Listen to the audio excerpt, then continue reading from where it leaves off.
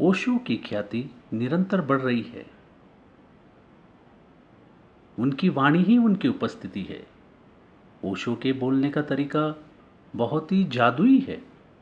आप स्वयं सुनते सुनते सम्मोहन की अवस्था में आ जाते हैं।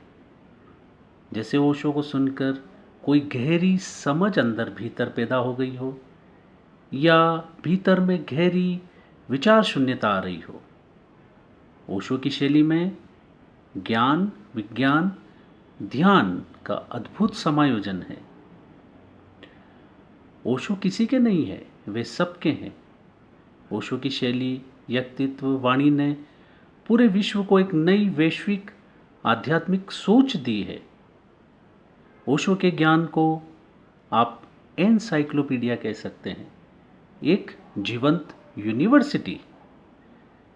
हर विषय, परंपरा, संस्कृति, देश, अलग अलग जगहों के महापुरुषों, अलग अलग धर्मों के महापुरुषों, अलग अलग धर्मों के बारे में इतना अद्भुत ज्ञान, पूरब से पश्चिम तक।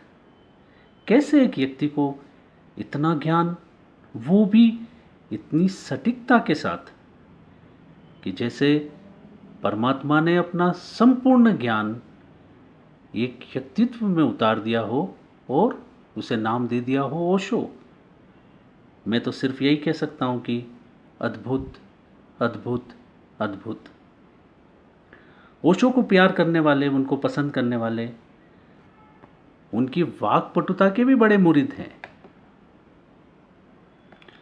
हर विषय को, या यूं कहें हर जटिल विषय को, एक किस्से के द्वारा आसान भाषा में समझा देना।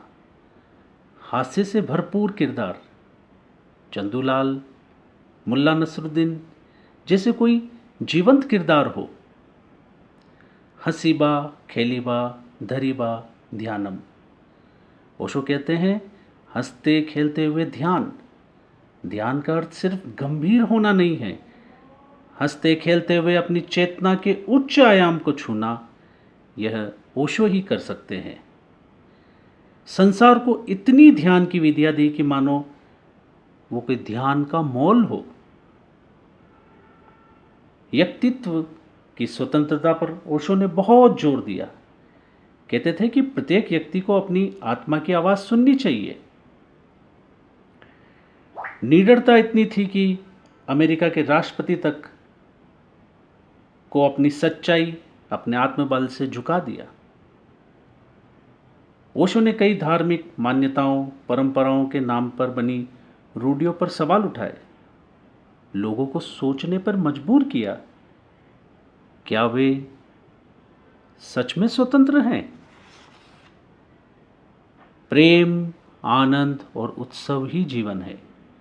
ओशो ने कहा है कि आध्यात्मिकता का मतलब दुख नहीं, बल्कि आनंद, प्रेम, ध्यान और नृत्य है। जोरबा द बुद्धा। आज पूरे विश्व में ओशो के बिना आध्यात्मिक चर्चा अधूरी है। क्या विरासत छोड़ के गए हैं हम सभी के लिए। धन्यवाद ओशो। ओशो अपनी वाणी से इस विश्व आकाश में निरंतर खिलते जा रहे हैं। हर व्यक्ति भीतर की प्यास से स्वतः ही ओशो रूपी झरने के पास आ जाता है और वह झरने में निर्मल होता जाता है, आनंदित होता जाता है, प्रेम में डूबता जाता है। मित्रों, ओशो पर बोलना सूरज को दिया दिखाने जैसा है। अगर मुझसे कोई त्रुटि हुई हो तो कृपया क्षमा करें। आप सभी का बहुत बहुत धन्यवाद।